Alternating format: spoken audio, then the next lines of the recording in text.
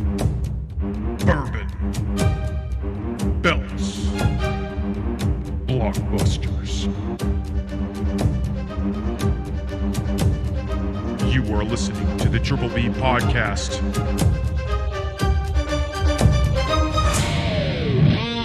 Let's fucking go. Welcome back to another episode of the Triple B Podcast, Bourbon Belts and Blockbusters. I'm Tim. I'm Ryan.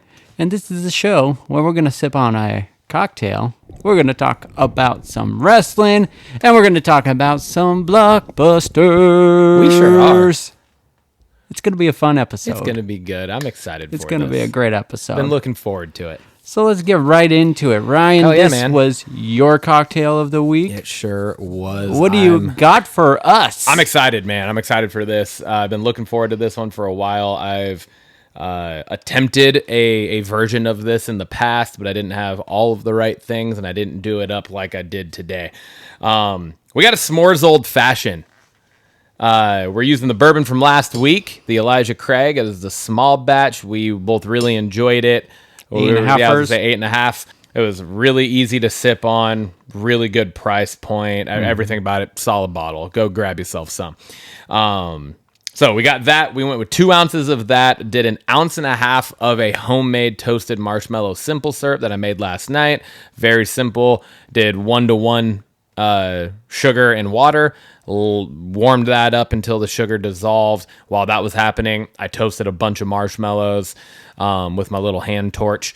And then once the sugar was dissolved in the simple syrup, I then added the marshmallows to the pot and then cooked that down until it was dissolved. The marshmallows were all just fully incorporated.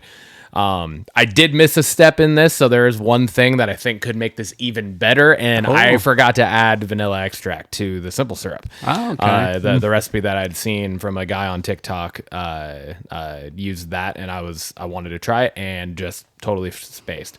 I forgot to add it, but I don't think it's gonna be too much of a hindrance. But I would like to eventually try that. Strained it so that I got all like the bigger parts of the toasted, like the burnt part of the marshmallow out. And then, yeah, that's the simple. Nice. So I had 1.5 ounces of that into this drink, 3 dashes of just straight chocolate bitters, and then 2 dashes of black walnut bitters. Adds kind of a little more, I don't know, to me, like the scent of it, I was like, that I could totally see being a complementary flavor to this, and almost graham cracker-ish to a point, right? Like I think you could see it if you were to smell it. And then we rimmed the glass. We haven't done a rimmer. On any of our cocktails. I had to. I couldn't help myself. A little cock talk. Yeah. Haven't done a rim on any of our cocktails that we've done, so I was excited about that. I did a little chocolate sauce dip and then dipped it into some graham cracker crumbs. Hell yeah. So we got a whole thing, then garnished it on our nice cocktail, what are these called? Skewer. Toothpicks, cocktail skewer, whatever. Yeah. Did a nice toasted marshmallow here. Hell yeah.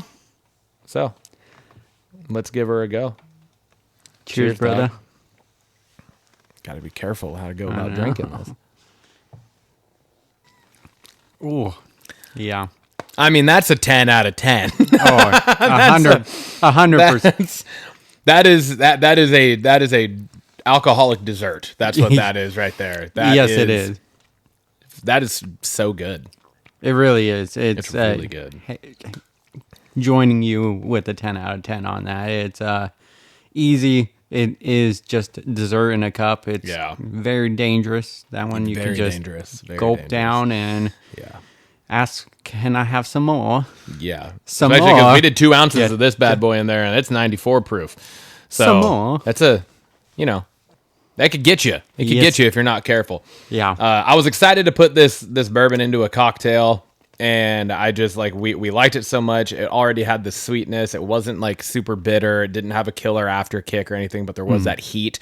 And I was just kind of like, what would that go good with? And I thought of this, and I was like, you know what? We're going to fucking do it. Hell yeah, man. And tastes great. That all paired so well together. And you still, it's not like as strong as if you were just drinking it, but you still get a little bit of that heat towards the end. It's not obviously as strong, but Yeah. you get it still. So all the flavors really cohese together. it really does. Man, I'm happy with that. Hell yeah. Turned out I'm great. excited for it. I'm excited to eat that marshmallow. Over on our socials, we are at TripBpod on Instagram, X, YouTube, and TikTok. We are on Spotify, Apple, and Amazon podcasts, the Triple B Podcast, Bourbon Belts and Blockbusters. And you can hit us up on our Gmail. It's triplebpod619@gmail.com. Send us questions, send us bourbon recommendations, send us cocktail recommendations, send us movies, shows, send us questions you want us to cover, wrestling topics, moves you want to see us attempt in our socials. Yeah, anything. Hit us up. All right. That brings us over now to our bourbon talking points of the week this week. We're doing things a little differently.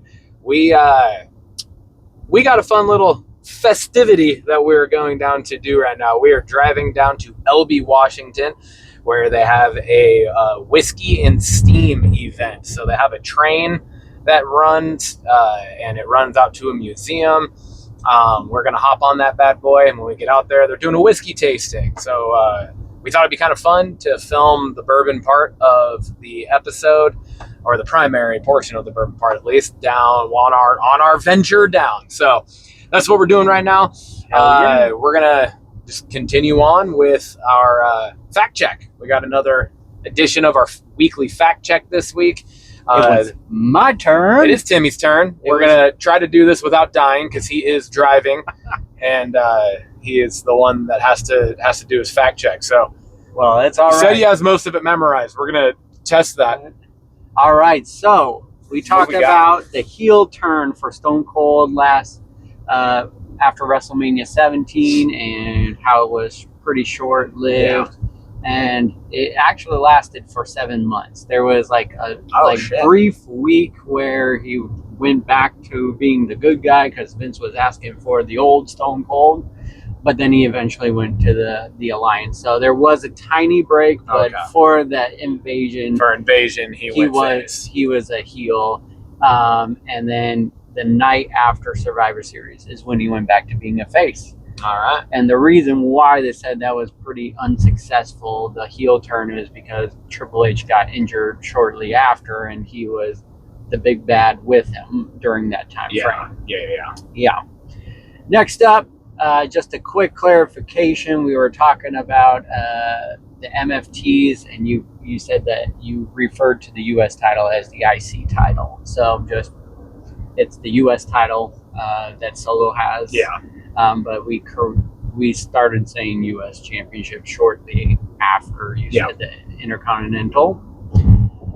Then we talked about Nick Kroll movie. This is actually funny because we've this is the second time we've had to fact check the title of the movie. It's called I Don't Understand You. That's right. The Jim Carrey movie that we watched for Toasted or Trash was called Copper Mountain. That's right. Then I think I was trying to say it was like Gold something or something or the other. I knew there was some form of metal involved. Yeah, exactly. And then lastly, just wanted to confirm that the Avengers, both Endgame and Infinity War, did come out in April. It was the 26th, 27th. And then looking back at the other Avenger movies, they came out at the beginning of May. So they all four movies have been grouped up into that late April, early May. So and that's when the next two were originally supposed to come out, was scheduled for May, and then it got pushed to December of 26 and 27. So this next one will be out of the norm of the normal schedule for the Christmas Avengers. Exactly. That's when No Way Out came out, and that was a big movie. So it was No Way Home, during December. So awesome. That was the fact check. Hell yeah, like it. Alrighty, well that brings us to a little hawk talk. We got week 2 of the preseason, as we said last week, pretty much between now and the Super Bowl and whenever it is in February. We're going to be talking football, and primarily we're talking Hawks until they hopefully don't, but possibly get eliminated from the playoffs. They're not. Nope. It's not going to happen. They're winning it. They're winning it. We had the Kansas City Chiefs last night on Friday at home for week 2 of the preseason. It ended up being a walloping. We put a whooping on them. We ended up winning 33-16. And I mean, dude, just did you watch the game? Yes, I did. Yeah. I went out to dinner with Haley, but we did. I had it on because I had it on the phone on the dinner table, and I was just kind of poking my head at it. So I definitely got the big gist of the game. Yeah, that's kind of what I watched the full first half. And then at halftime, that's when I hopped online with my brothers last night, but I still had my phone playing it next to me. So I kept, I ended up watching pretty much the whole game. But the first half, man, holy cow.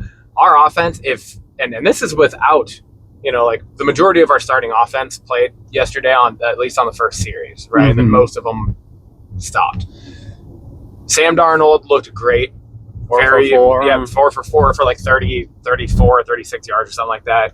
So it's like nothing crazy, but it's one, he was in for 4 or, however many, 8 plays or 6 plays or whatever it was. It was like 81-yard drive.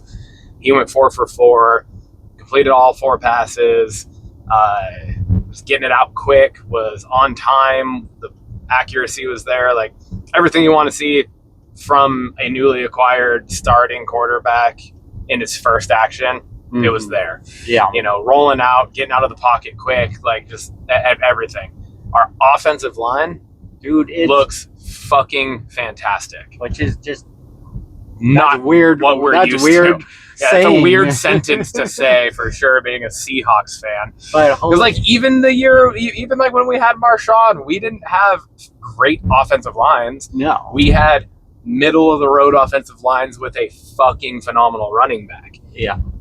If they're able to carry this over, and that's without our projected starting center Olu. Yeah. And without our left tackle Charles Cross is out right now. Cross, yeah. So it's like that's without those two.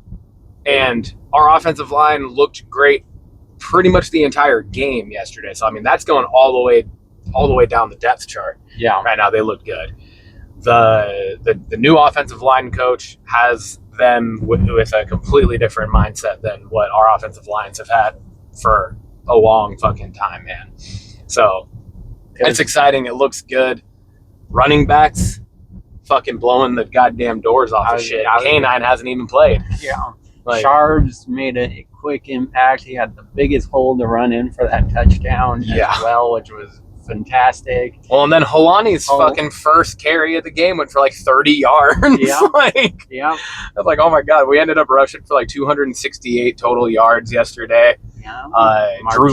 Drew Lock looked fucking great. Poised to be a solid QB2. I mean, Jalen Milroe had another decent outing, pretty much what you'd expect from a rookie that isn't expected to come in and start. Clean and minimal mistakes, right? Yeah, exactly. And turn it over. Bright spots, had some other moments that were kind of, but things that you'd expect from a rookie. And he definitely has room to improve and grow, and that's the whole point, right? Yeah.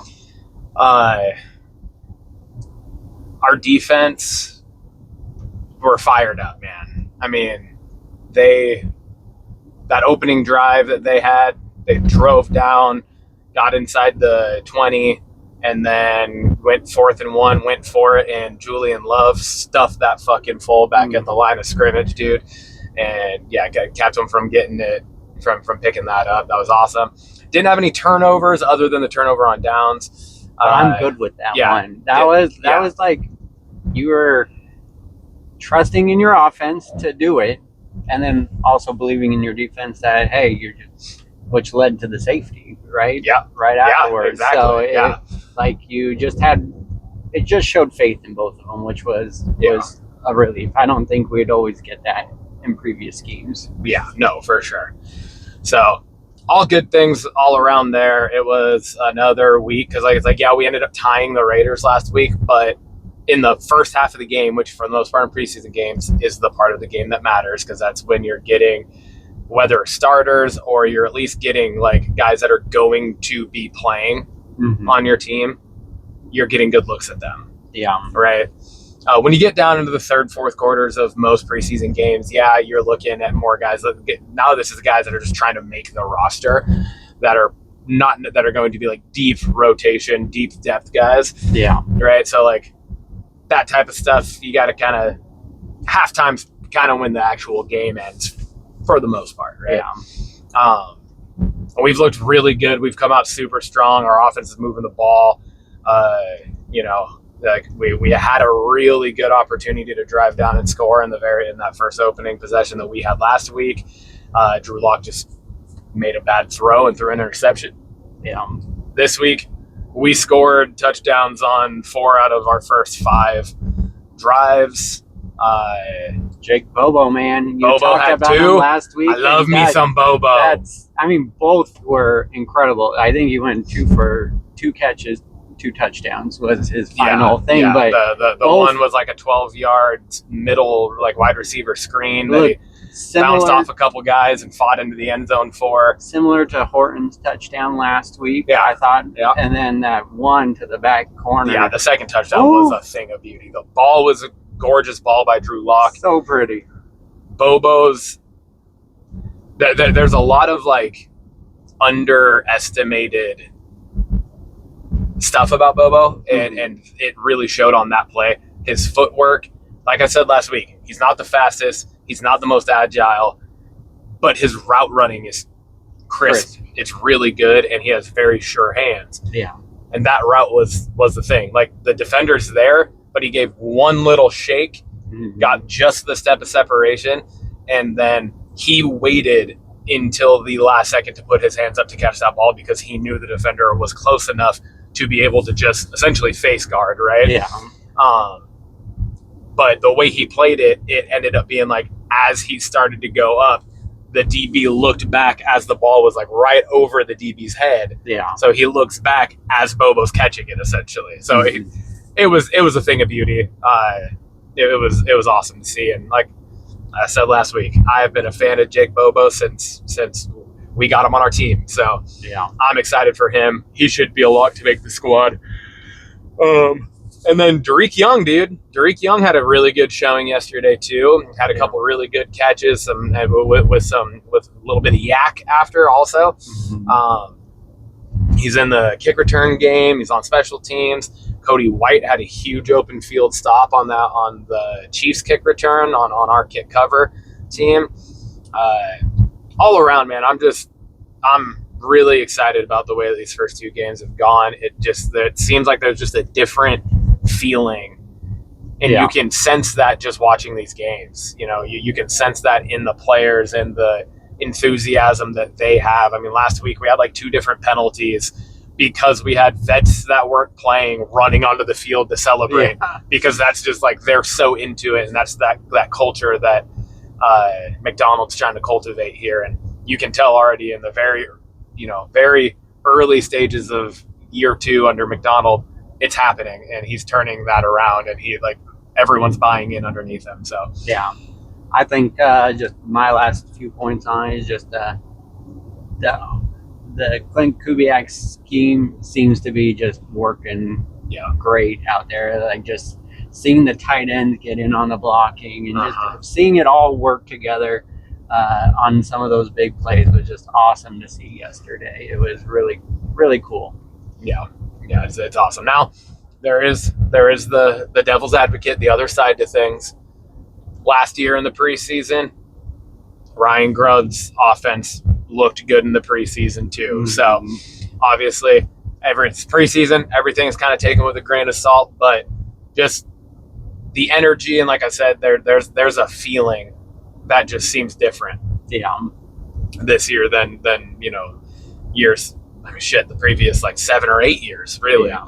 So, man, excited. Moving on to week 3 next Saturday against the Packers in Lambeau. Yeah. And that'll be it. That'll be wrapping up, and then we'll be talking cuts. We'll be talking about who made the team after that, because they'll be cutting down to 53 shortly after that game. So, holy smokes! Already, we're on the precipice of week 1. I know. Fucking stoked. Yeah, I love man. football season. Alrighty. well, Jinx, you owe me a Coke. Bringing it over to our final talking point of our bourbon section today, and that is our wellness journey check-in. I don't even know what number it is anymore. I've lost track, so we're up in the 20s, but it don't even matter. We're sticking with it. And we're talking about it. Yeah, so, man. Timmy, what are some how's things going for you? What are some successes? What are some challenges? And then what was your weigh in today? All right. So overall, past 2 weeks has been very just successful for me. I've been getting a lot of good quality workouts in, and body has been holding up. Not a lot of pains, other than I did a run a couple days ago where I just was not feeling it. Yesterday was a rest day where normally I do a workout, but I just was listening to that body of mine, and it said, let's take a rest day. So that's what I did, and it still paid off, because weigh-in today was 211.4. Hell yeah, dude. Which is 4 pounds down from previous weigh-in, 1.4 pounds away from our goal of 210, and over 50 pounds now. I've officially hit over 50 pounds lost on this weight loss journey. That's fucking awesome, man. It's literally, the goal is right there. Yeah, and dude. And it's felt really good, and I'm just super stoked about it. Yeah, that's awesome, man. What about you? Mine's been pretty solid for the last couple of weeks as well, I guess. I've been working out like crazy. Mm-hmm. Blowing up my phone, going one workout, another one. I ended up working out 3 times on Wednesday. I went for a run that morning, burnt like 600 something calories. I went golfing. I walked the course, walked like over 8 miles, burnt like almost 1,600 calories there, and then me and Lindsay did a lift Wednesday night in the garage. I burnt another 600 calories and an hour-long lift out there. So it was a good one that day. Just in general, kind of staying consistent. These last couple of days, I took Thursday off because my body just needed it. Mm-hmm. And then I did 6 workouts between Sunday and Wednesday night. So yeah. I took Thursday off, and then I was planning to work out yesterday, but Lindsay had stuff she had to go do, and I was on buggy duty, and it was pouring rain, and I ended up just timing got away from me. I ended up not working out yesterday, but having to watch SmackDown, the Seahawks game, video games with my brothers on Friday night, it was a lot. So ended up not working out yesterday either. But all in all, I feel like I don't know exactly what happened, but when I went on vacation, because I was at 211, and then when I went on vacation and I put some weight back on, now it's just hard as fuck for me to get this weight off. But I did end up going down a pound, so I'm at 214. Nice. A loss is a loss. A loss is a loss, but it is whooping my ass to try to get back down, because I'm like, I don't even, like we talked at the concert on Thursday, I don't even put my workouts into like my app that I use for just tracking what I'm eating. Yeah. And I stay under pretty much most days. Yeah. And I don't even put my workouts in. So yeah. I'm not even getting that allotment of calories back. So I don't know what's going on with that exactly, but it's becoming a slower process for me to get it off. But you did say you are doing weightlifting more, and I am lifting quite a bit more. Could be muscle. 9 round is closing. So my gym that I've been going to for like 3.5 years now is closing at the end of this month. So they will no longer be open, which is a bummer, but also it's going to save me some money every month. There we go. And as I have been working out of my garage a lot more, just getting more into that flow before school gets back into session.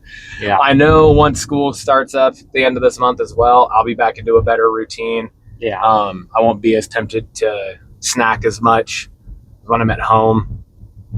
Snacks come out. Hard not to. And pretty much everything I snack on is healthy. Like a lot of it's just like fruit and vegetables and stuff, but it's still like you can still overeat. Yeah. So I try not to, but once I'm back into a routine, things will things will flow for me a little better. Perfect.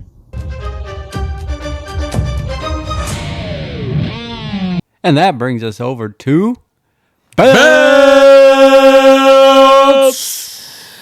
We're talking about some wrestling. Yes, we are. Ryan, what do you want to talk about? Yeah, man. My week this week to talk about Raw.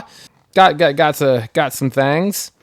First thing I want to talk about, because it's kind of been it's a running story across Raw for the last month now, at least. It's something that we've talked about almost inadvertently. Like it has been a talking point, but I don't think it's necessarily one that we were like too hyped about before. Mm-hmm. But it's one that continues to show up, and I'm getting on board. Okay. I'm on board with it now, and that's Sheamus and Rusev. All right. I'm good. I've always I think you were more on the not against it, but like the more questioning of it side than I was originally.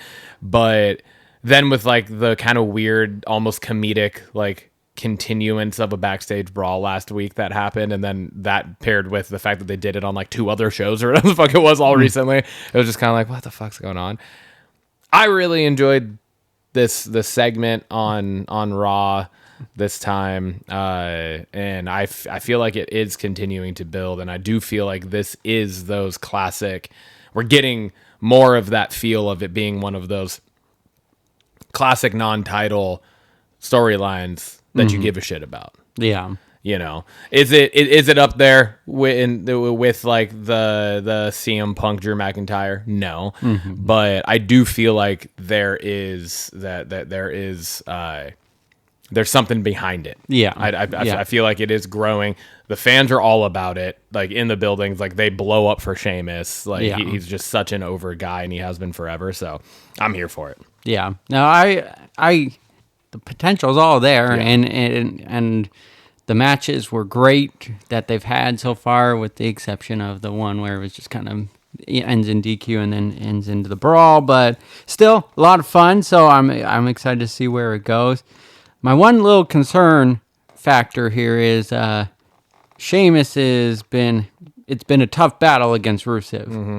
This match with Sami Zayn and Rusev, Sami kind of dominated that match. Like, I know there was motivation behind it, world title potentially, but it felt like Sami's a great wrestler, but is he that much better than Sheamus? And that kind of took me out of that match a little bit. Just was like, but yeah, and I get what you're saying. I would say like actual in-ring wrestling, I think I would give the edge to Sami. Oh yeah, I think Sami is the better worker, but when you're then pairing him against someone of Rusev's caliber of just physicality and strength, then it does pop that question of like, okay, how believable is this that Sami is just, like you said, dominating a good portion of it, and when you've had Sheamus now like going toe to toe with Rusev, and he hasn't looked that dominant against Rusev. Yeah.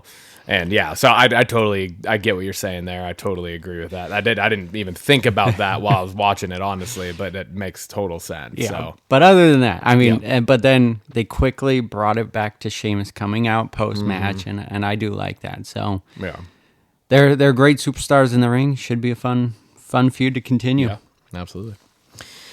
Next thing up the have is, and this has been kind of long running, but I don't know that we've ever like fully acknowledged it and like really given him his flowers.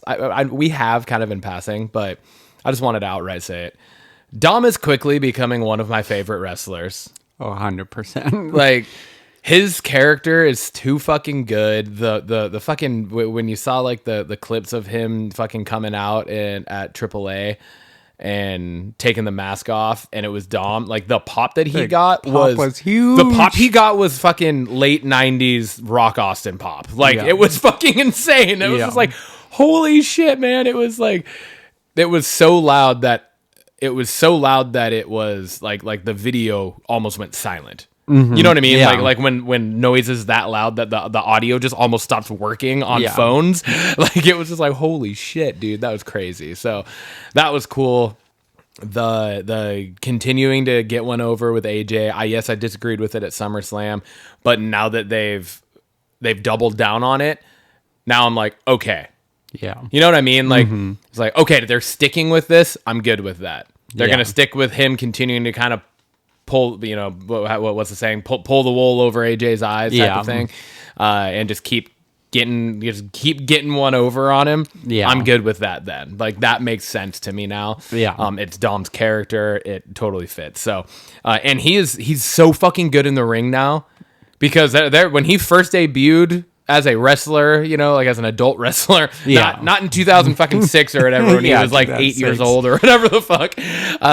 But like now that he's when he actually debuted and he was tagging with his dad, and they went against, was it Logan Paul and the Miz and all that. Yeah, he was solid, but he wasn't anything to like write home about. Yeah, in the ring, like he has improved so fucking much. He adds that like next level to like where you can tell a story in the ring. Like that's what he's doing. Yeah. Like he was doing moves, but it wasn't telling anything. It was just hey, I'm my dad's kid and I could do similar moves set as him. Yeah. And I love that he has like strayed away from his dad's shadow, and he has more or leaned less into his real poppy, Eddie Guerrero. Yeah, exactly. No, like, but for real, I think that was a very smart move. 100% was to shy away from the Mysterio portion and lean more into that, you know, that aura of Eddie Guerrero, Dirty Dom, and it's the best fucking career move that he made, or whoever made the call for him made, whatever it was backstage. Like, it was very smart for him, and the crowd is into it too. So well, the crowd is loving it as well. Yeah, I'm excited for Triple A Manias today, and so obviously won't be watching it right now, but we'll be checking it out because I'm just curious to see how that Fatal 4-Way is going to play out. Dragon Lee, El Grande, and Vikingo. Yeah. So that's going to be a crazy match. Good stuff. Next thing I had up on here, I don't know, you could be surprised I put this on, but you also might not be surprised I put this on. The Bayley video package. Oh, okay. Yeah. I really liked this. Me I too. thought the whole...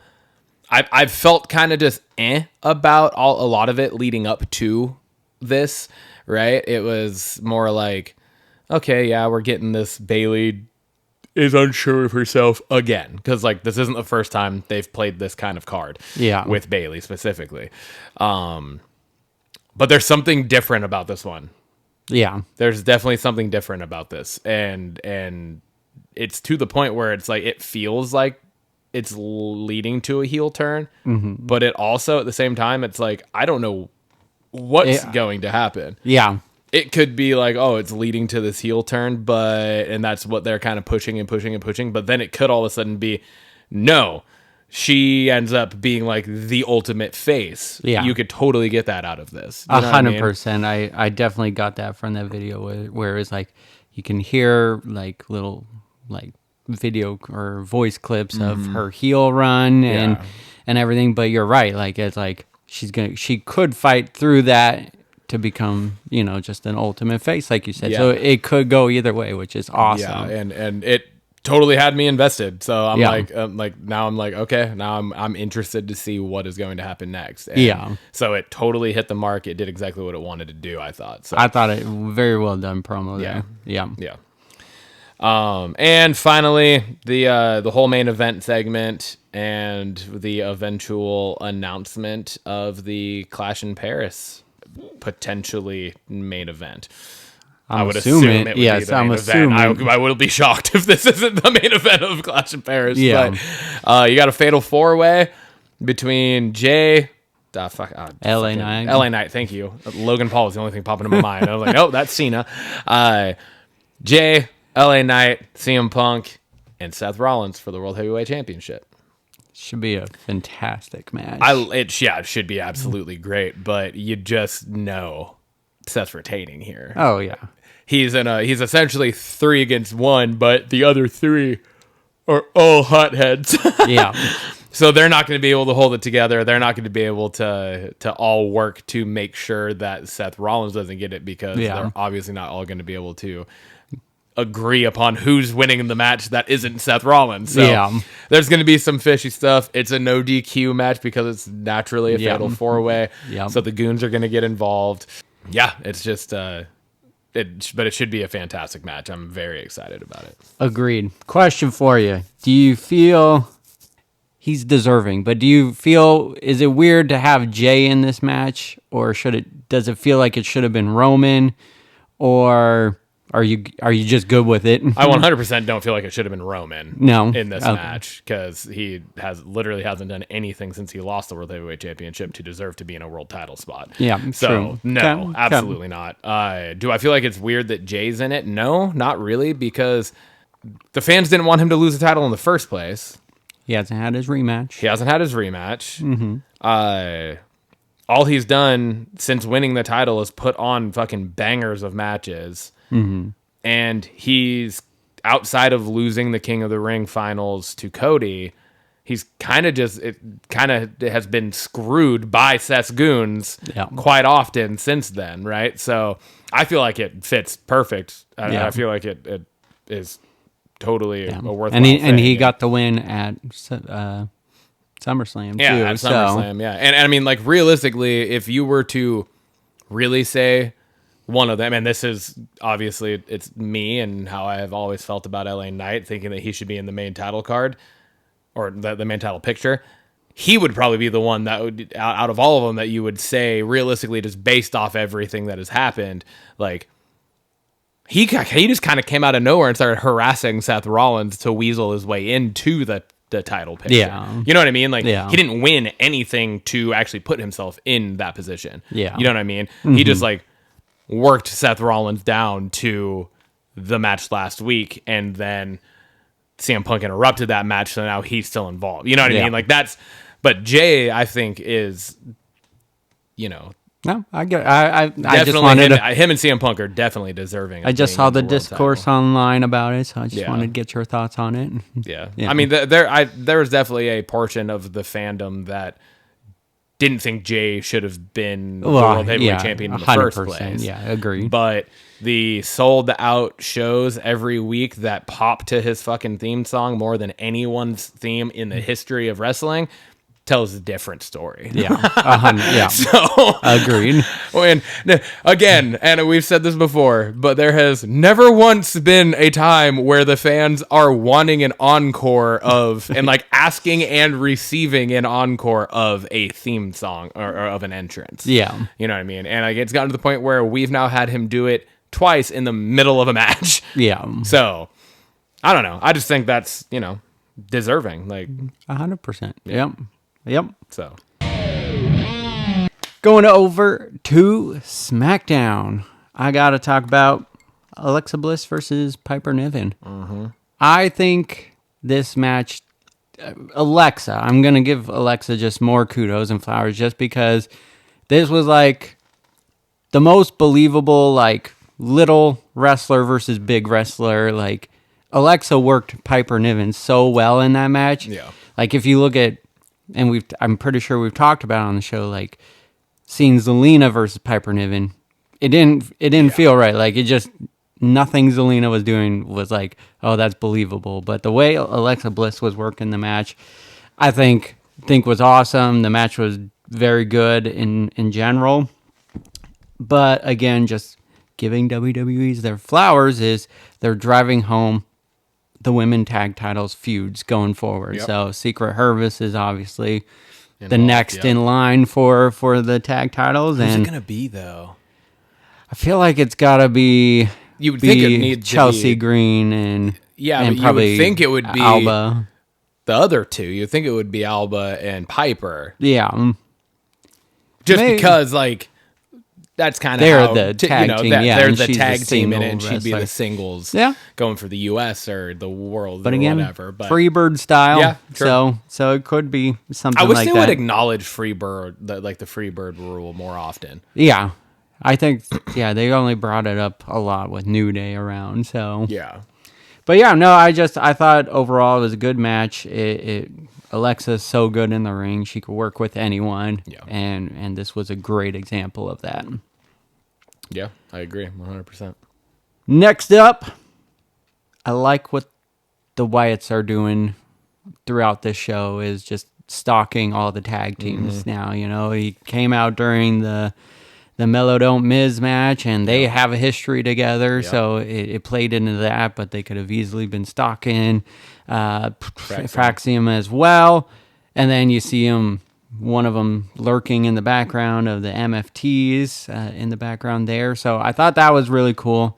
I like that the Wyatts are like just keeping a watch on the tag team division. They're the tag champions. They got to be in the know, and they're doing it in a creative way. So yeah, one thing I don't like, and it has nothing to do with the Wyatts, but just kind of bouncing off the whole tag thing.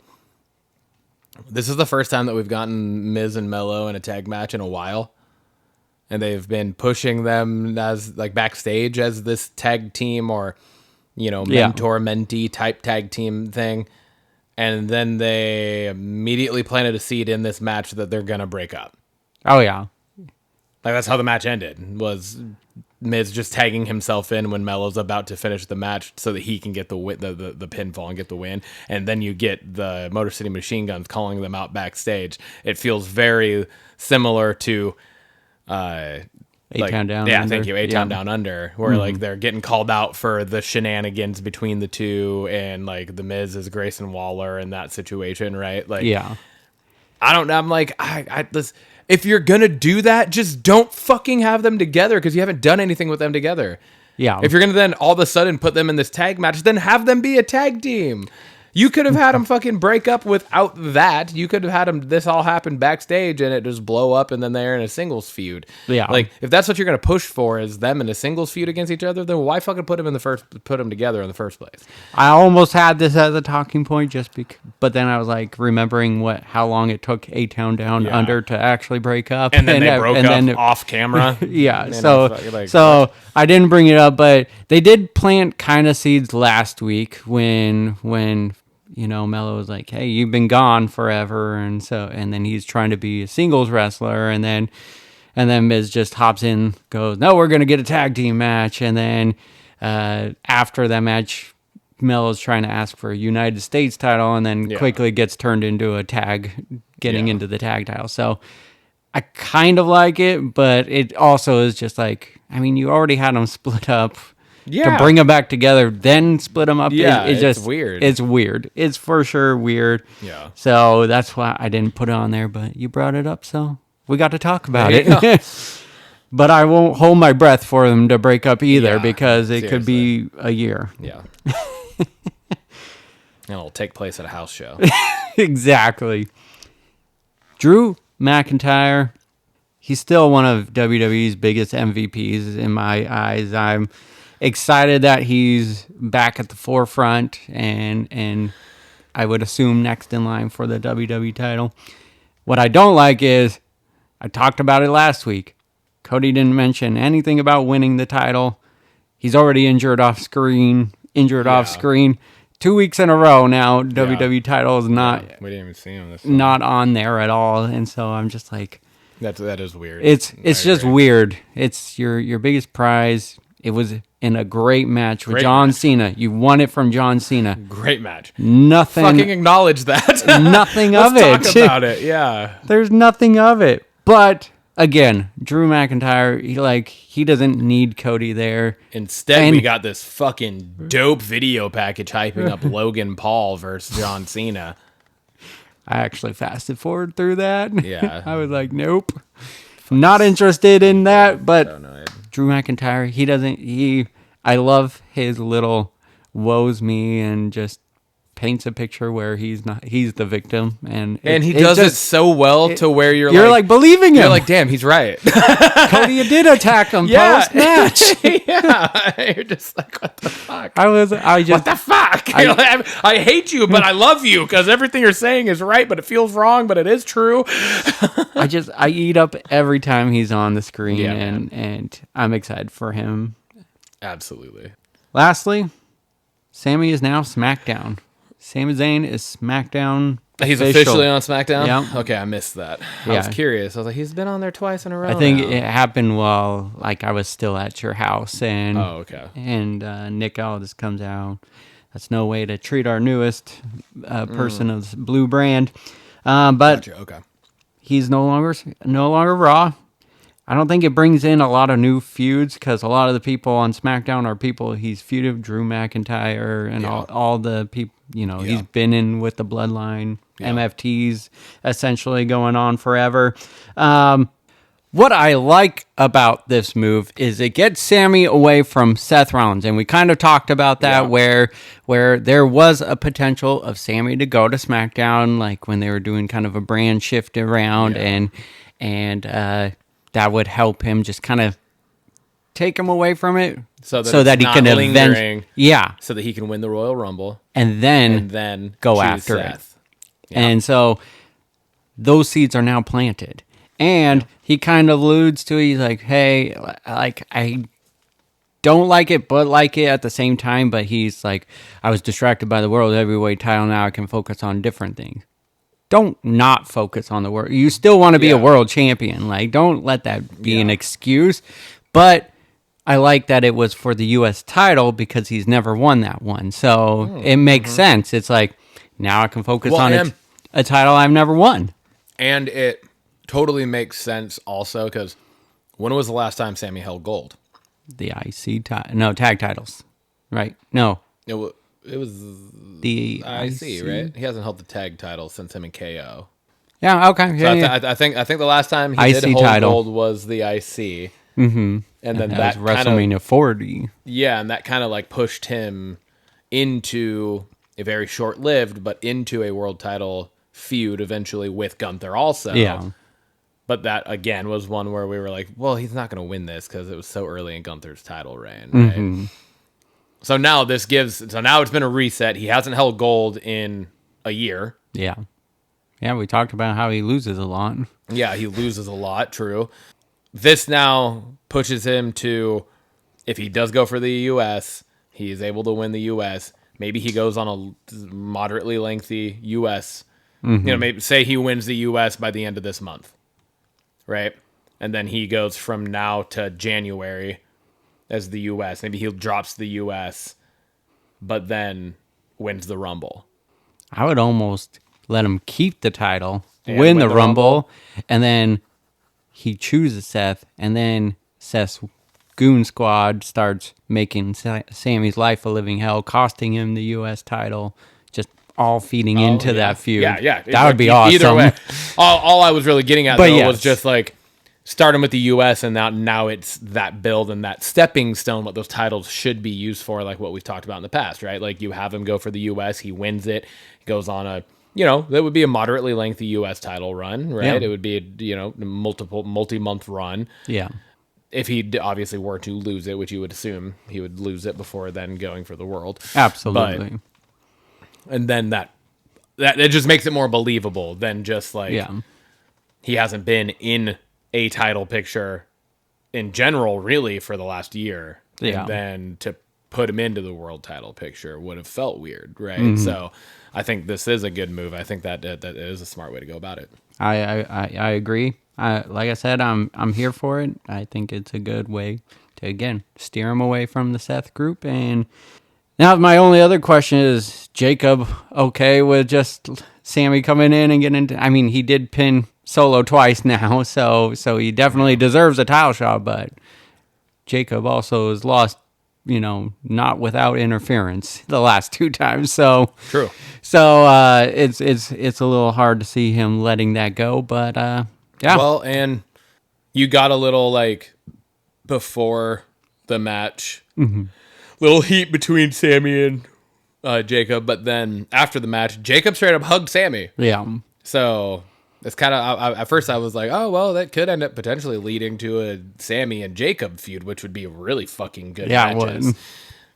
But then you got the hug, so then it's like, where the fuck is this going? Yeah. Is he backing Sami now? Because then that would be weird. Like you just said, like, he's been screwed out of the title twice now, losing it the first time and then losing the steel cage match for his shot to get it back.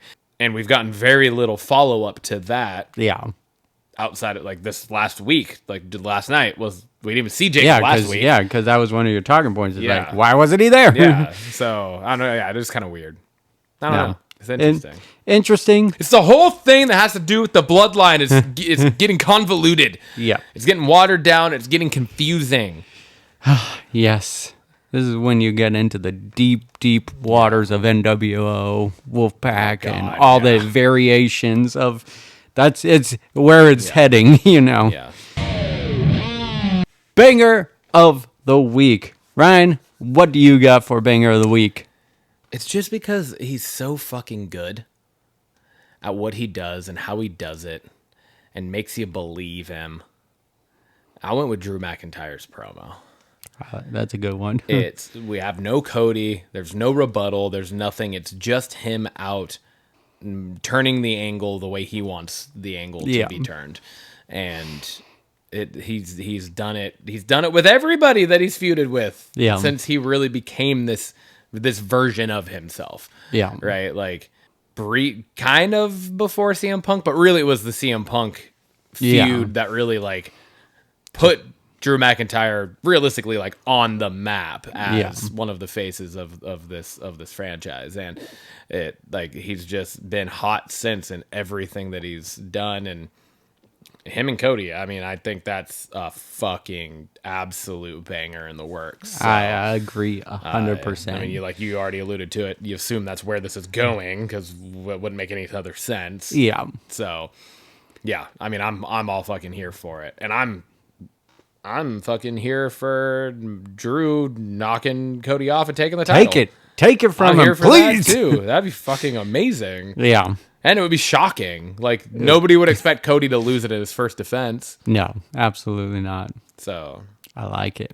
Yeah, I like it. That'd be awesome. What about you? My banger is Io versus Roxanne on Monday Night Raw. Yeah, dude. That match was easily the best match of the week. Very back and forth. It had a definitive winner for once, where a lot of these situations would have ended in a DQ. It didn't come without interference. It didn't. But I felt like that helped drive home great storytelling. So we got for sure. Potentially Damage Control splitting up, which is long overdue. And had already happened. Yeah, that's what I thought, but they're like still grouped together. It's the Kabuki Warriors now that are still just like friendly with them. I don't think they're Damage Control anymore. They still allude to them as Damage. Do they? They haven't like come out as a group like that, but I feel like I've heard them say Damage Control. Yeah. But it definitely feels like there's a split there. Kabuki Warriors probably going heel, I'm assuming, in this case. And then you get to drive home a newer wrestler, Roxanne, where she gets a big win over a former WWE Women's Champion, as well as playing into their heel card as well. Yep. It all went well together. The match was killer. Loved it.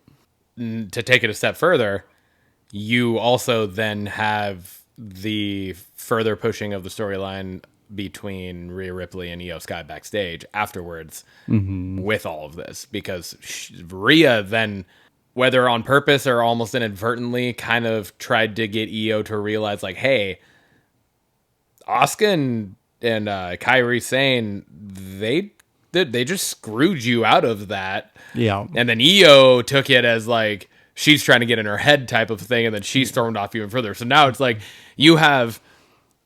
they're doing a lot of story building around Io. Yeah. Which I'm fine with.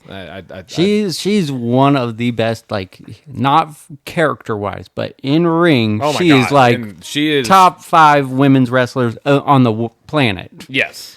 Yeah. I mean, Michael Cole, I think, straight up said that. Yeah. Like, one of the best female wrestler, or one of the best wrestlers. Yes. On the planet. Yes. Like 100. men and women. Like, I don't remember if it was Michael Cole or somebody said that. Yeah. Like, it was just like, oh shit. Yeah, you're right. Because she is so fucking good in the ring. It's crazy. Yeah. And then, I mean, who knows? I mean, I don't know what's going on with Naomi, but something's going to be announced on Monday. So yeah, she was like not cleared. Like this, I wonder if this is like actually real. Like if she like actually hurt and not cleared, so she's gonna have to relinquish the title.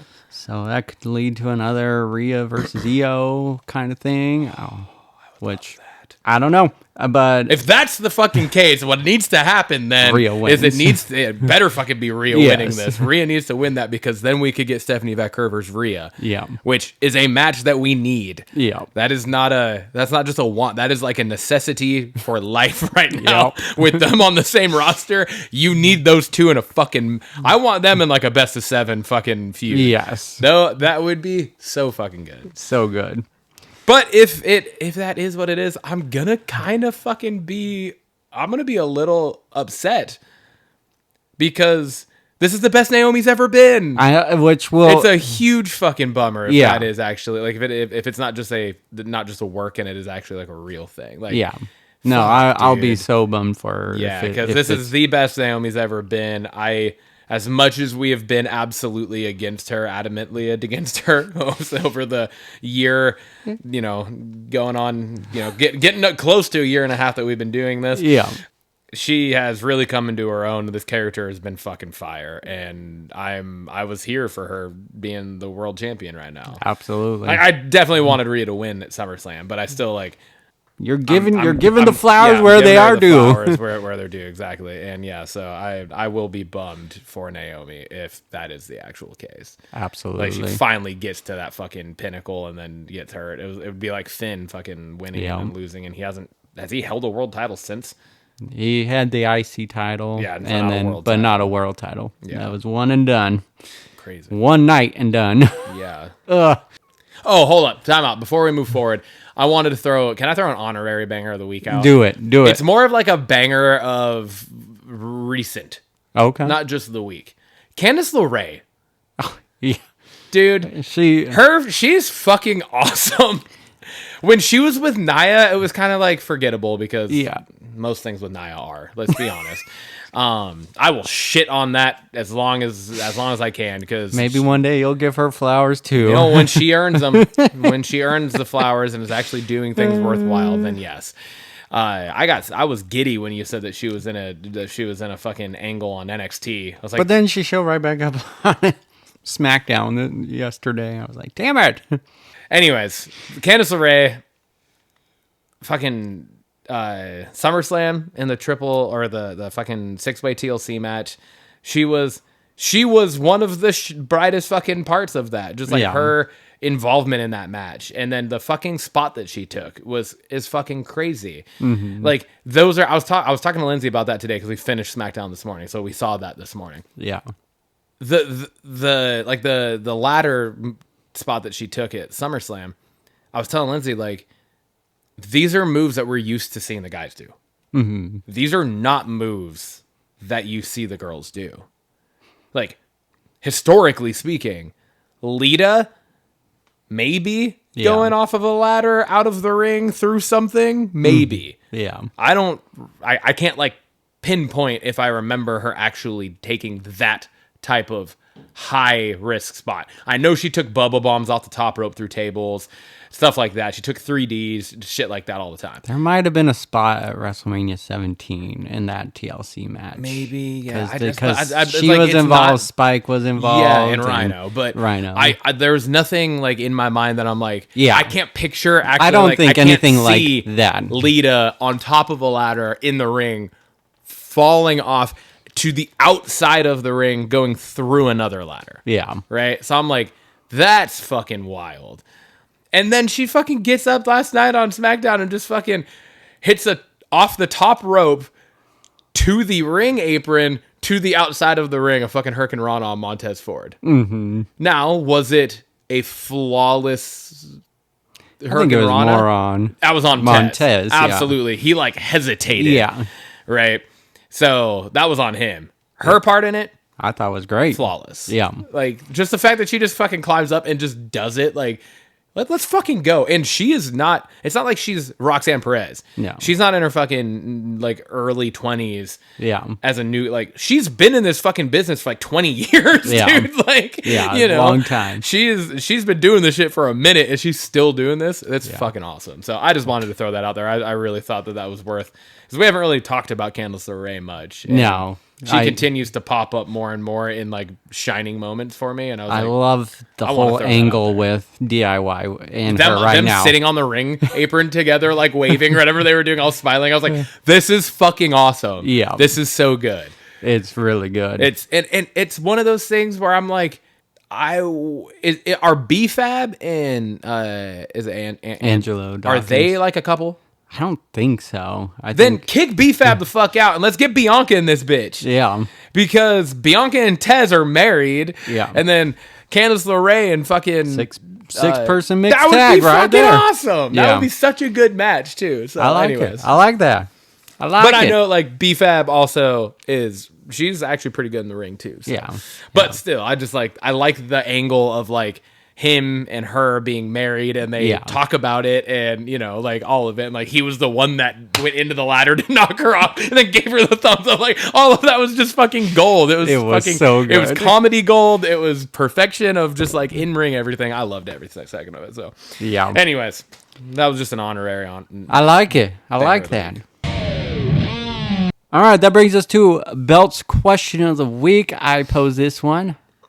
It's a very simple question. Which superstar would you like to sit down, shoot the shit with, share a glass of bourbon with?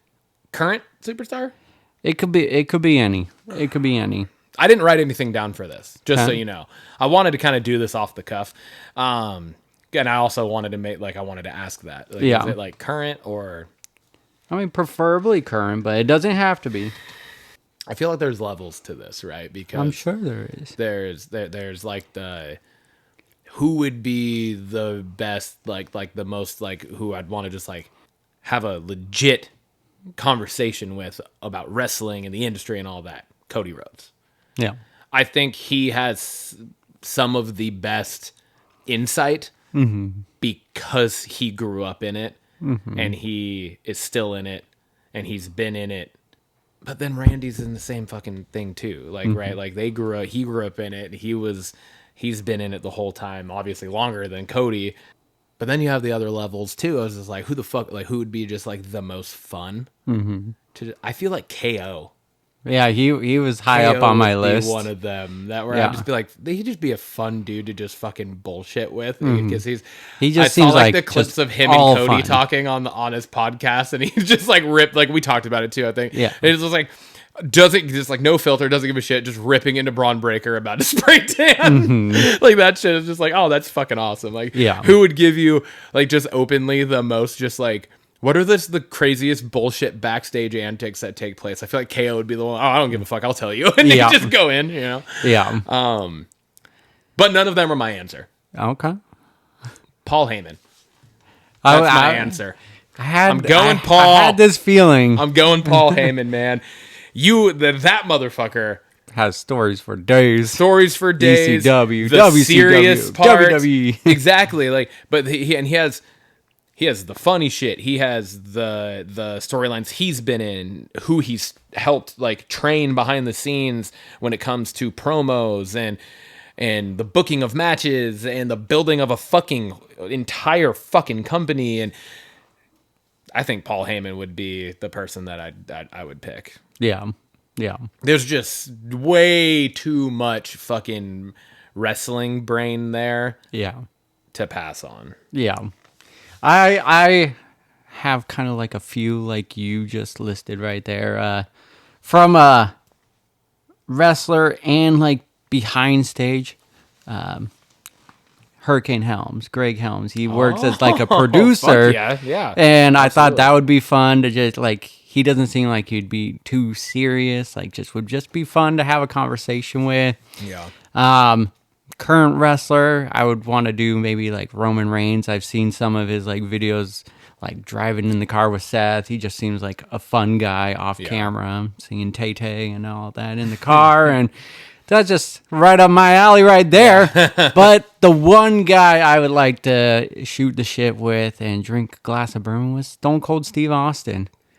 You watch his interviews and you can tell he's still in the like he watches the product. He can tell you, oh, that was a great spot. Oh, that was a tough spot, or just the psychology of it all. Yeah. But then he's got stories for days, and you could tell he loves the business so much and everything about it. And I thought it would just be a cheesy answer, but I'm going to stick with it.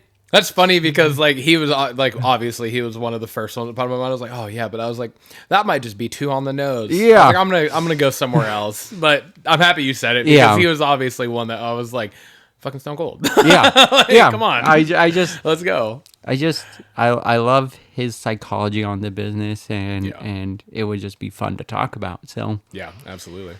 Maybe not such a simple question. Yeah. Well, because there's like different levels to it. What's the environment that you're going for in this sitting down and drinking bourbon with?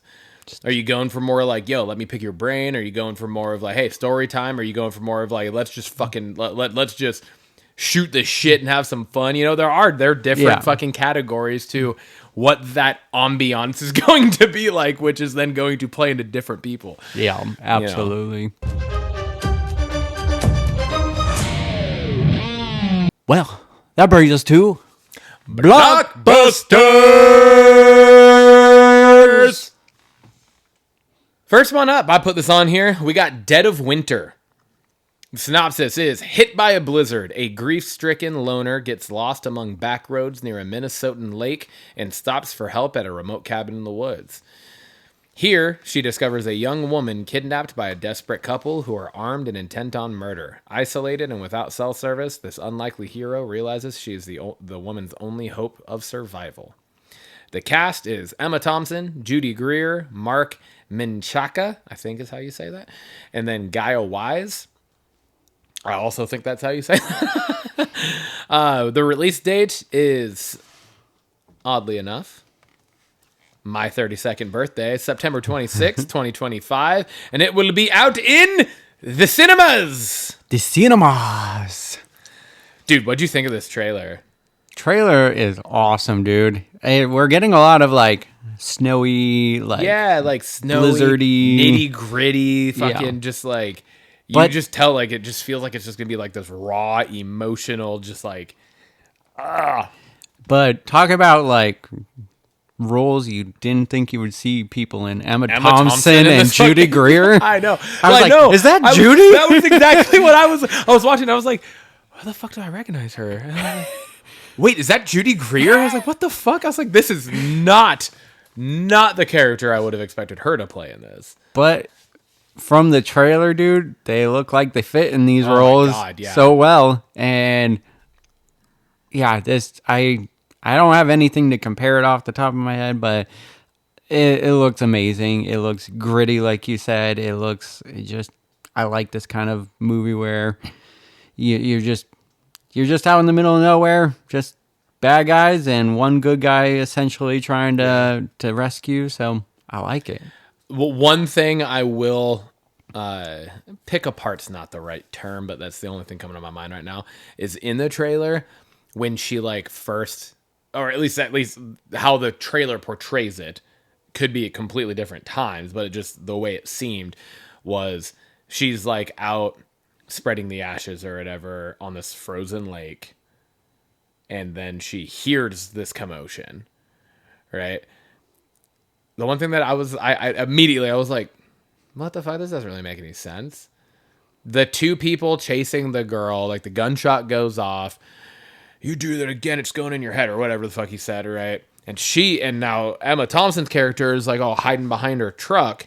Yeah. Out on a frozen lake. The two people who are at least taking up an inhabitants of sorts in a cabin not too far from this frozen lake. Mm-hmm. Chase this girl down to this frozen lake, shoot a gun into the fucking air, or at least towards her or whatever, maybe hits her, are yelling at her. They don't think to scan the area. Yeah. And then recognize that truck doesn't belong out on this frozen lake. Yeah, that's true. What's that about? Maybe we need to check this out. You know what I mean?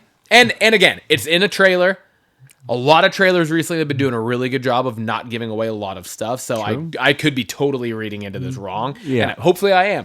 But that was one thing where I was like, well, that's confusing. That doesn't really make any sense. So hopefully I am wrong, and hopefully it is a completely different like chain of events that lead to these things that we saw in the trailer. But that being said, did not take me out of it at all. I am stoked for this movie. Had not heard anything about this until I saw this and put it on here. Yeah. But yeah, I was just like, this looks fucking awesome. Emma Thompson, the action hero we didn't even know we needed. I know, exactly. Looks great. And it's on my birthday. Yeah. All right, we're going to take this in a different direction. Different direction. First time for our Triple B podcast. Yeah. So I mean, you put this on here, I was like, what? I was like, what the fuck? And then I watched the trailer. I was like, oh shit, I'm in. I'm in. I am definitely in. All right, this is called AKA Charlie Sheen. Synopsis: After 7 years sober, Charlie Sheen candidly discusses his rise to fame and public downfall, joined by family and friends who share untold stories of his journey through stardom, struggles, and redemption. Cast: it has a bunch of people. I just listed Charlie Sheen. But yeah, there's a ton of. This is coming out September 10th, 2025, and on Netflix. Ta-dum! And why this is a first is because it's a documentary. It's not a...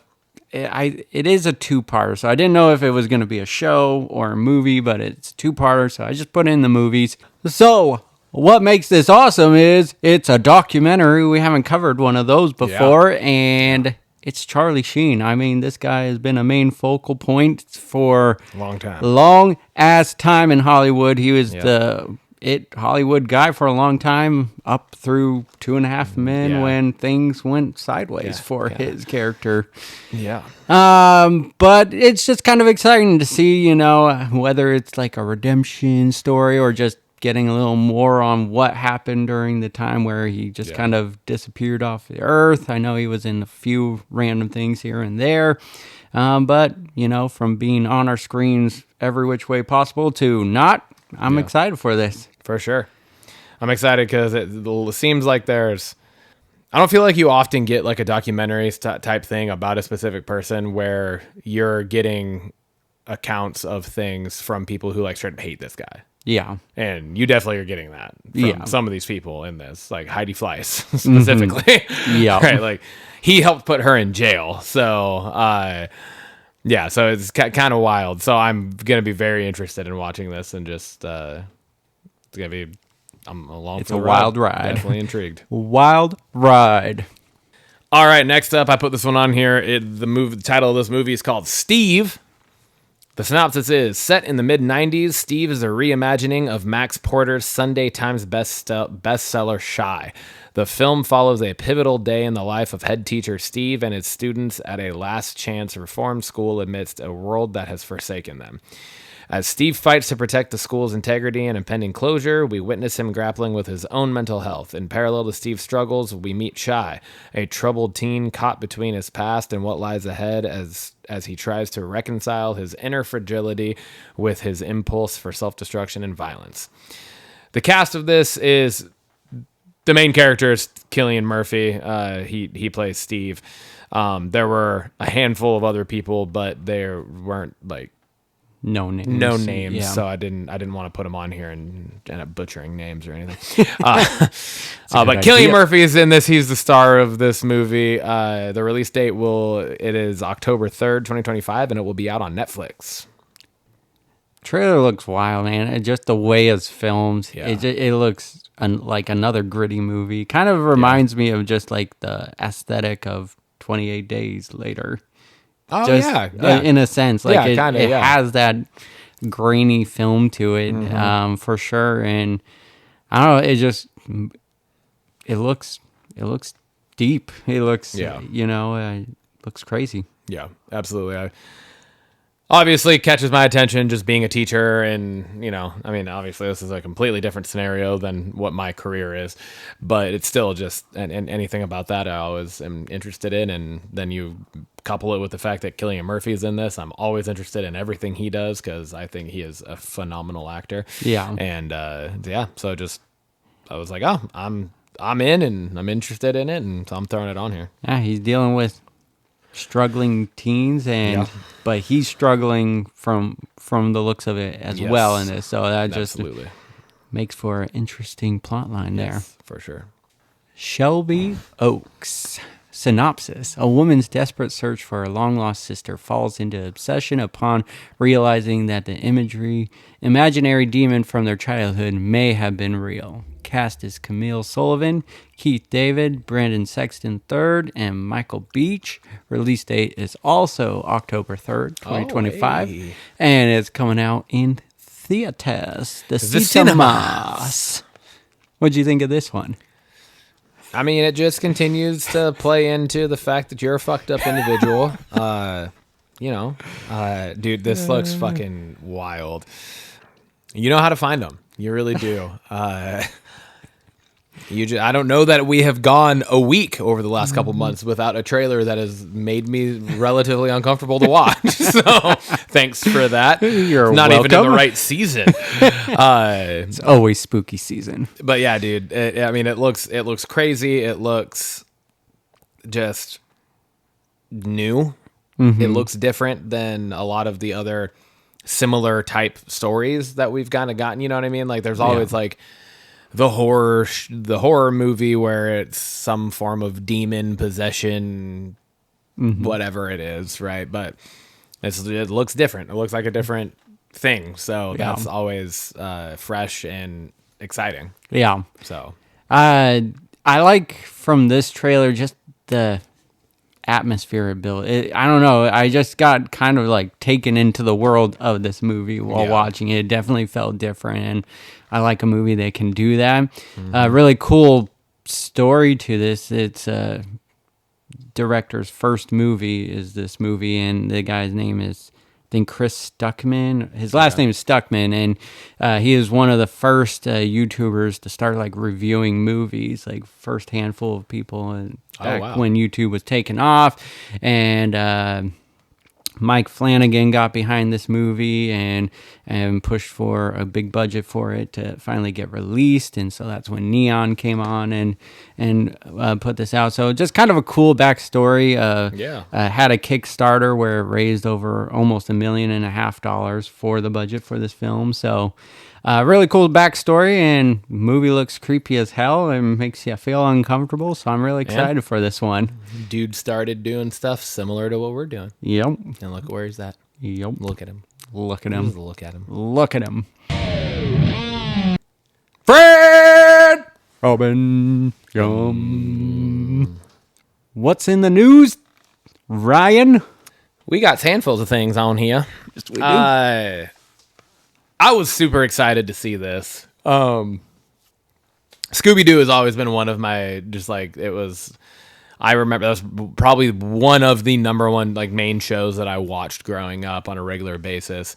And so when I saw this, I saw Netflix's live action Scooby-Doo reboot series. I was like, what? Let's go. And I was thinking, they're going to reboot a cartoon, whatever. No, dog. This is a live action Scooby-Doo.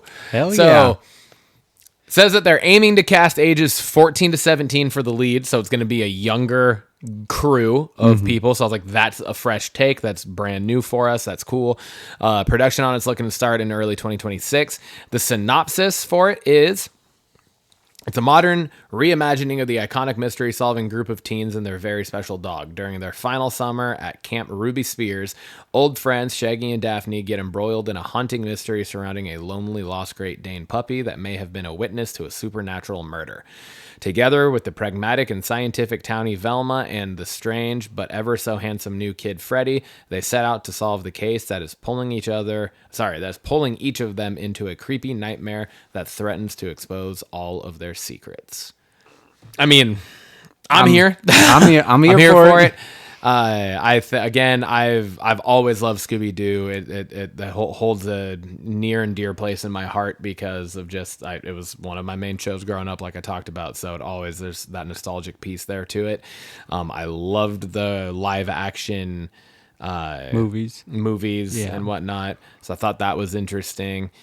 I think this is going to be more, seems at least like it's going to be a little less cartoony and funny and a little bit more. I want to say I read something and I thought I put it on here, but I read something that like they're shooting for a more like Stranger Things type vibe. Oh, okay. Nice. As opposed to the cartoon kind of vibe of it that the movies set out for, right? Yeah. So, I don't know. I think it's new, it's exciting, it's a reboot, but it sounds like they're going to do like a whole new take on it, which I think could be really cool and really, if it's done right, it could be a really well-rounded concept. So absolutely, I'm excited for it. I like the Scooby-Doo show as well. Grew up watching that and just love the mystery behind it all, and that makes it fun. That makes you can do so much with that. So I'm really excited for that. And it's a series. Yeah, that's what it says right there. Nice. Next thing we have on here is we got some official news. It's official of Scary Movie 6. In the we words talked of Adam about Pierce, this. It's official. Oh yes. We talked about this before, and we had our hopes and our kind of rumors and whatnot. But now it is actually official. Anna Faris and Regina Hall are both returning in Scary Movie 6 to reprise their respective roles as Cindy Campbell and Brenda Meeks. So they will be re-teaming with the Wayans brothers of Keenan, Marlon, and Sean. Keenan Ivory, Marlon, and Sean. Again, we don't know if either Sean or Marlon will be in the movie, but they are writing and directing the movie. So as they did for the first two. Yeah. So that's exciting just right there. It's the first time that they're back in the fold. We're getting Anna Faris and Regina Hall back in the franchise again for the first time since Scary Movie 4 in 2006. Yeah. So by the time this comes out, it's going to be 20 years since they were in one of the Scary movies. It's fucking crazy. And I just was like, I saw that. I was like, I got to fucking throw that on here for sure. That's fucking awesome that they're like, it's official. They're coming back. So hell yeah. That's cool. Got no other casting, got no other info, but I don't even give a shit what it all's going to be. Those two are back. It's being written and directed by the Wayans brothers. I will be seeing this in theaters. Hell yes. We probably will be seeing it together in theaters. Yes. Oh man, yes. Last talking point is Only Murders in the Building Season 5 official trailer released. What'd you think of it? It's another season of Only Murders in the Building, baby. They're back. I love this fucking show so much. It's just so well done. And the people they continue to pull into the seasons is just so impressive, which at this point you're just like, yeah, it makes sense. It's one of Hulu's biggest shows that they've had, and the cast of it is, just like the core cast, just the three, right, are so well respected individuals in the industry. Yeah. That it's like not shocking that they could probably just call people and be like, hey, you want to have a short part or a big part or, recurring single episode, whatever the fuck you want to have a part in this show? And people are probably like, yeah, let's fucking do it. You guys are awesome type of thing. Like, I would not be surprised if that's how the conversations go. The way they're able to continue to just build the stories behind all of this. And now we're looking at, there's a mafia connection here in this season. Yeah. But the mafia ends up being not the mafia that, not the type of mafia that both Steve Martin and Martin Short's characters are used to, which I think is just a whole other way that they're playing into the fact that they're old and Selena Gomez is young and just all of it. I love this fucking show. I am so excited for it. Me too, man. I'm super excited. When I see the three of them on screen together, it just puts a big smile on my face. And then just even the side characters I've grown to love, like the people that live in the Arcadia, I just love each and one of them. So I'm here for season 5. I'm ready for it. Can't come soon enough here in a couple of weeks. So,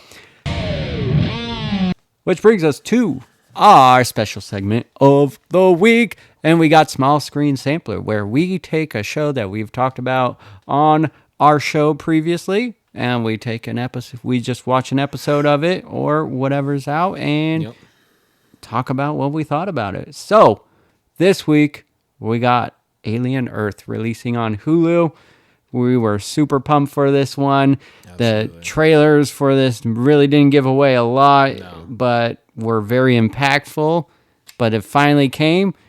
First 2 episodes are up on Hulu this week. What did you think of episode 1? Yeah, I ended up watching both the first 2 that are out. But yeah, it's like, yeah, I feel like I'm trying to get my words together.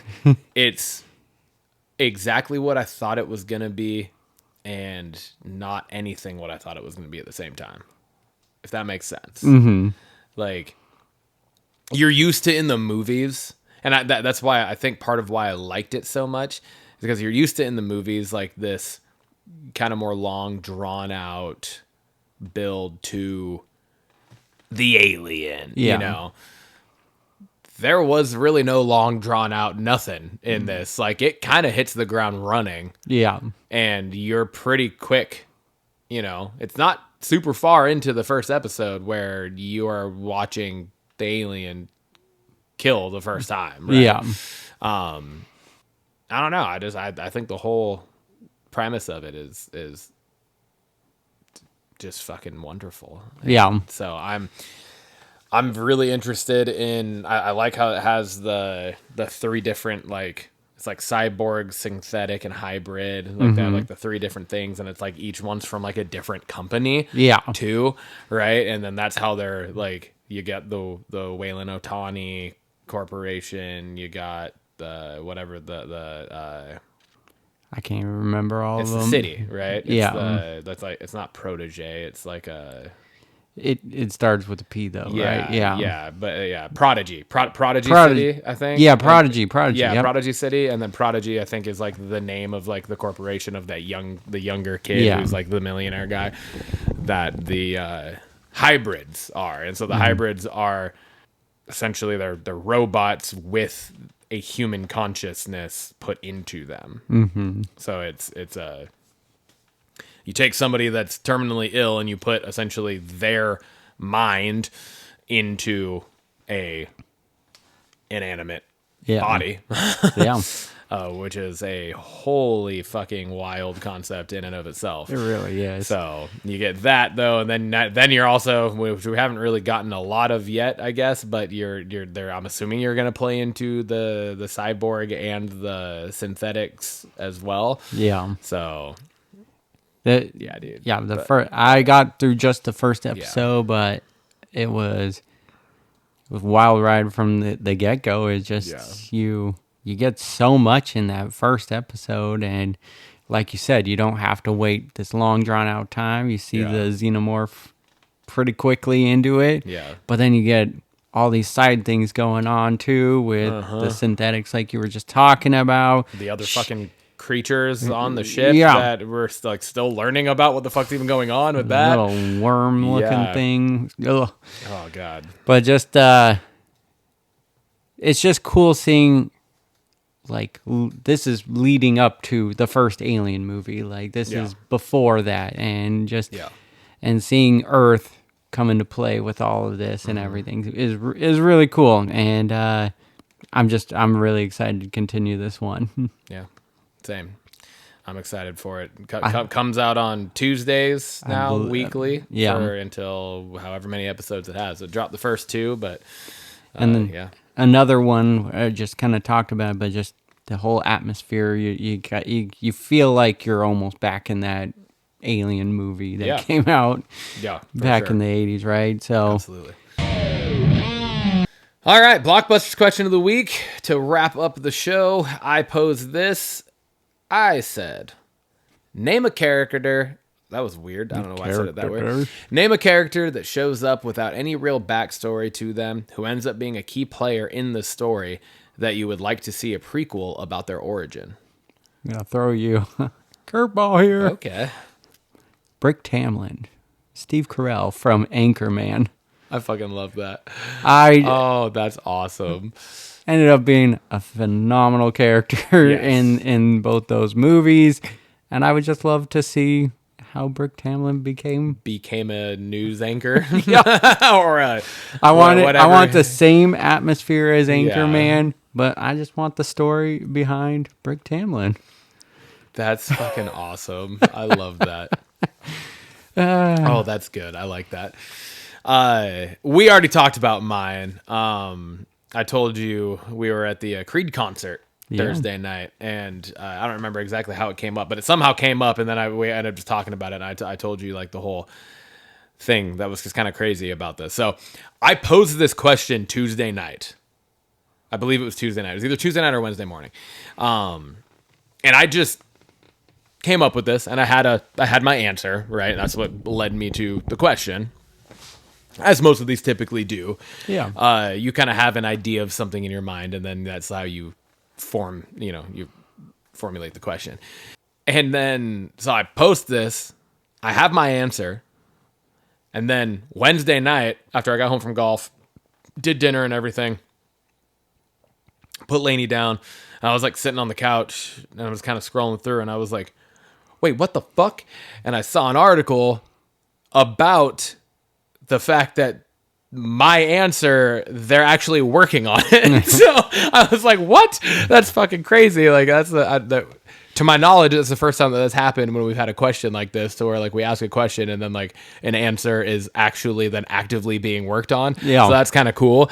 So my initial answer to this, but I did come up with another one, just so that I had something new on here that you haven't heard before. But my initial answer to this was Aunt Gladys from Weapons. She is the primary antagonist of Weapons, but she literally shows up with, like, we get zero information about this person. None. She just shows up. All we know is that she's sick. Mm-hmm. And the parents don't believe she's going to be around for very long, right? Like, yeah, she's gonna die, like she's terminally ill type of thing. That's all you get, and then the rest of the movie happens, and what happens is crazy and all that.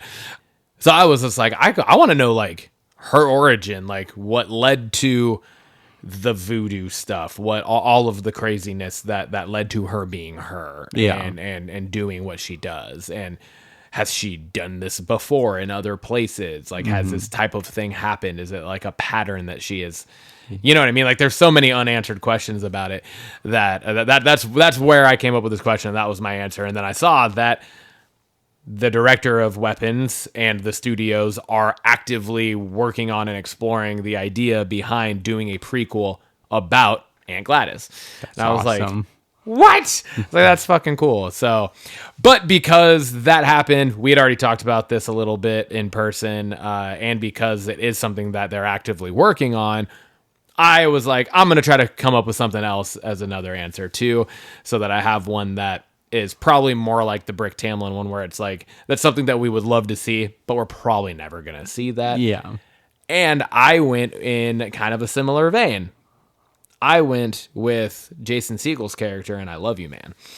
That's what led him to that fucking persona. Like, what happened in his life that led to him just this carefree, doesn't give a shit about nothing type of, that just like, I went through a lot of who broke you, type of thing. I don't think I got quite to that, but I got to, it was like Forgetting Sarah Marshall, and then I was like going, oh, maybe that's a wheelhouse I could, and then I stopped, and so, but that's a phenomenal one. I love that idea.